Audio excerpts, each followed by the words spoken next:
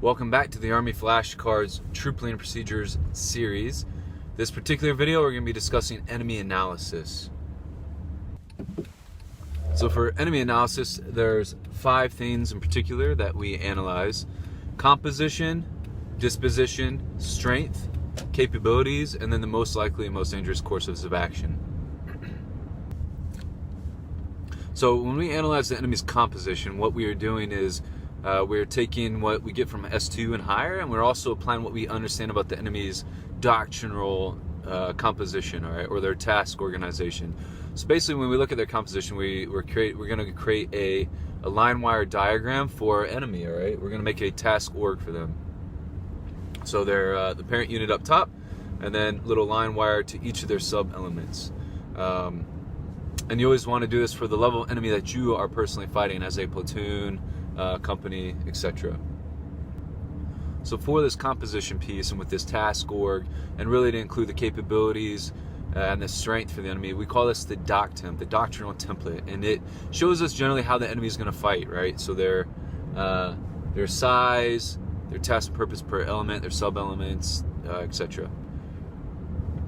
So building this DOCTEMP, or the enemy task org, may seem easy and intuitive, but people tend to mess this up quite a bit, all right? So again, we want the parent unit, who's like your equivalent. So if you're a platoon, you're fighting a squad or whatever, that squad what you need on the top, all right? Then you got your sub-elements.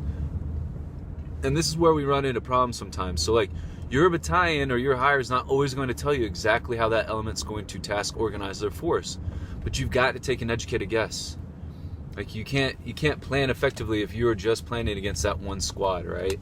Like you got to break them into teams, because that squad's going to fight in different ways, or that platoon is going to fight in different ways with their squads. All right, we'll come back to this more here in a second.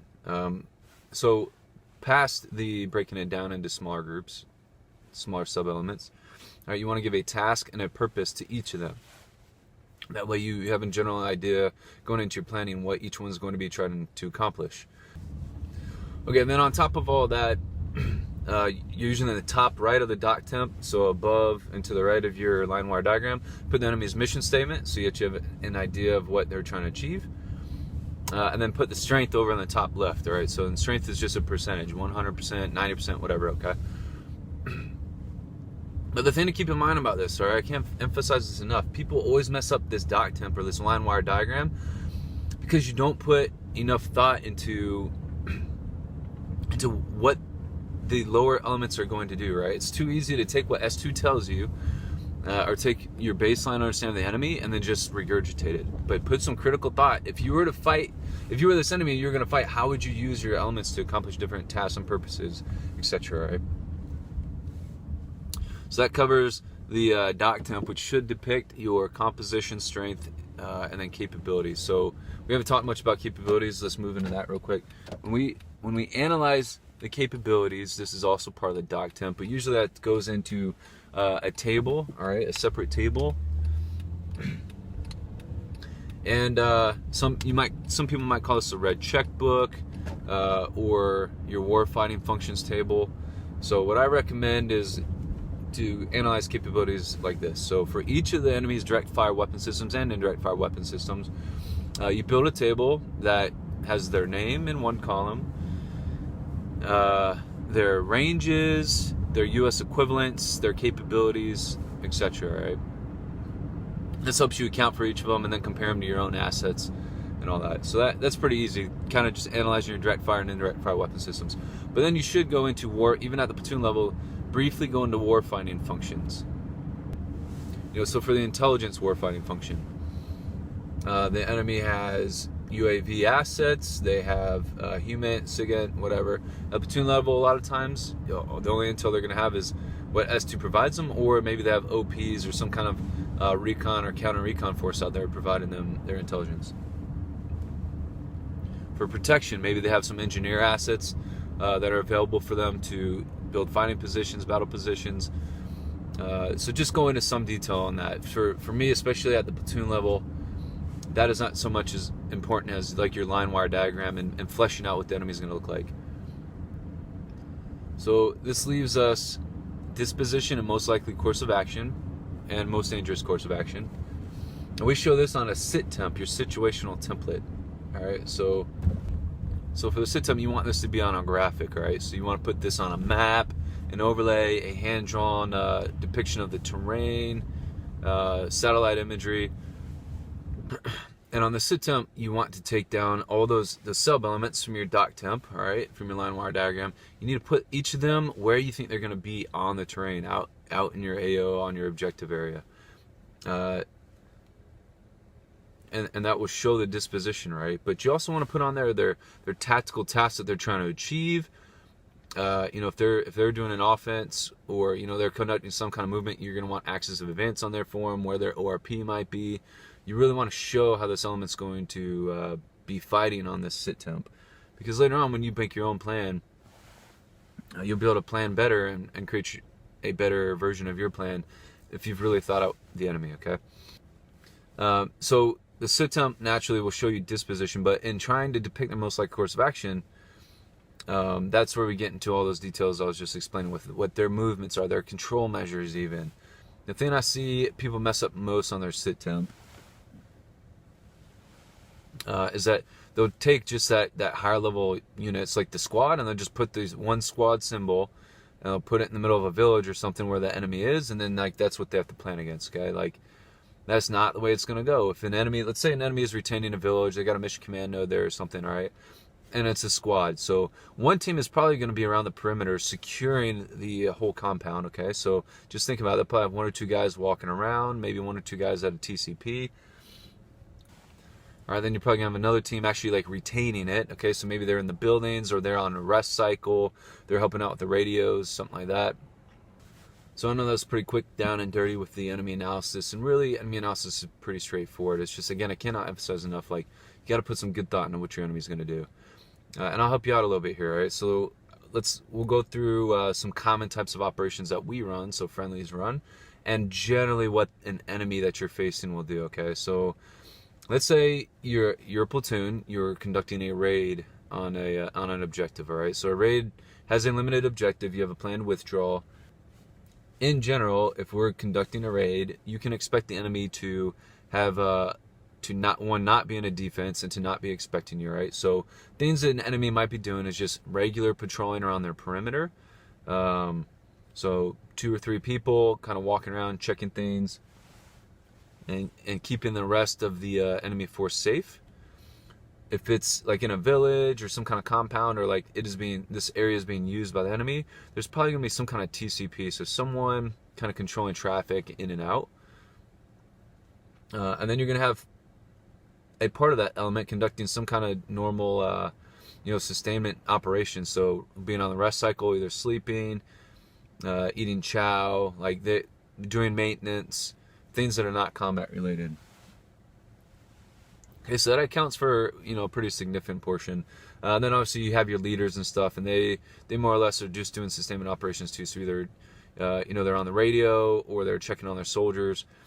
Think of it as more of a laid back op tempo form. All right, that's like, you cannot conduct a raid on an enemy that is expecting you, or that is hardened, or they're dug in deeply and stuff. It's not what we use. We use a platoon attack for an enemy like that. Okay. So again, it's a lot of people on raids, they trip up and they're just like, oh, they're all going to be sitting here in this village. I mean, yes, but you have to break out the elements and anticipate what the different parts are going to do. Even if it's as simple as they're going to be walking around the perimeter, or they're going to be in this building overwatching this dead space, or this field or something, all right? Okay, so for ambush, again, this one's like, very commonly you'll put the whole squad, or the 2 squads, or even the platoon. Sometimes we can really bend the rules and do a platoon on platoon ambush, even though you don't want to. But that whole element is not going to come into the kill zone all at the same time. And for an ambush, we want to anticipate not just what they're going to look like, with their disposition and the most likely course of action when they come into the kill zone, but how they're going to react to us. Okay, so a good friendly or enemy, if they're ambushed, like we have a react to contact drill, we have react to ambush drills. Okay, and there's different elements that are going to do different things. Okay, so let's go with the 2 squads again. All right, so 4 teams total for an enemy, and they come into your ambush kill zone. How would you think the way that these guys are going to fight? So I'll tell you that most likely the enemy's probably going to have some kind of support element and an assault element, especially for a near ambush.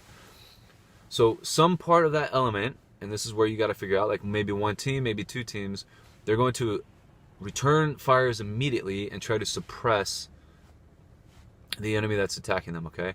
Then there's going to be another element, the assault element. So again, maybe a team, maybe two teams.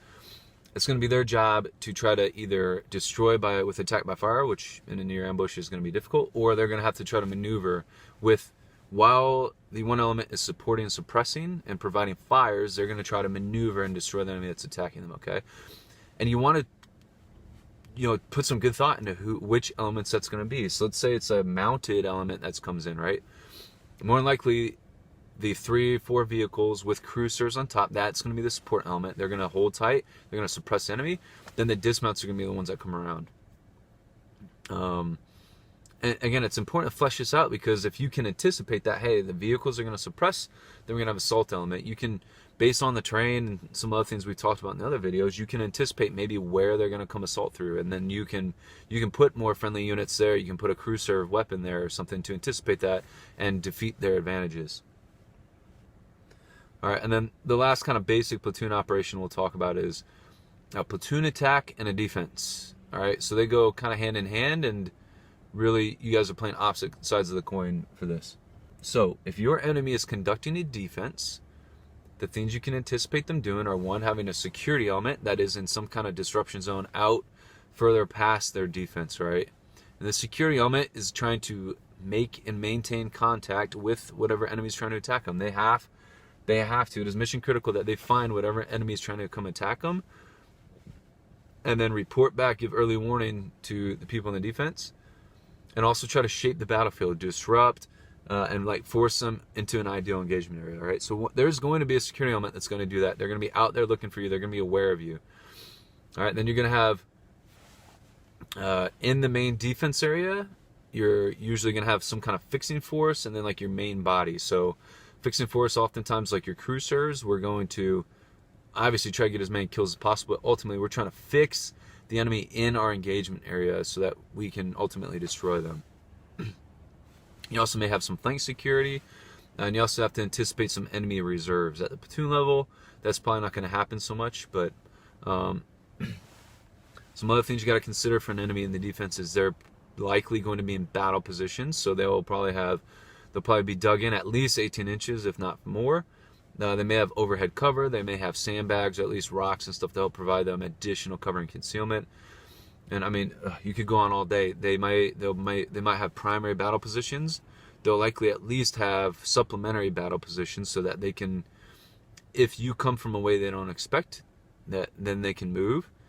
And so on and so on. All right, like we're really kind of going into a tangent in the defense here, but on the flip side, if you are conducting the defense and you are being attacked, say you're a platoon, you're being attacked by an enemy company, you've really got to break out the different elements that are going to be at play here. So they're going to have a security element that's out forward screening, conducting a recon on you. So you got to anticipate that force. You're going to have some kind of breach force that's going to try to get through your obstacles and your engagement area. You're going to have a main body, a decisive op. Like, there's a lot to consider, okay? We could go on. We'll do another video later on about the defense platoon attack, but there's a lot to consider there. So bottom line with enemy analysis, do not pigeonhole yourself into underestimating the enemy, all right? Really put some thought into how that enemy is going to task organize themselves, how they're going to fight, and ultimately achieve their mission. Okay, so this pretty much concludes the enemy analysis portion. Hope you enjoyed it. Check out our other videos, and we'll see you later.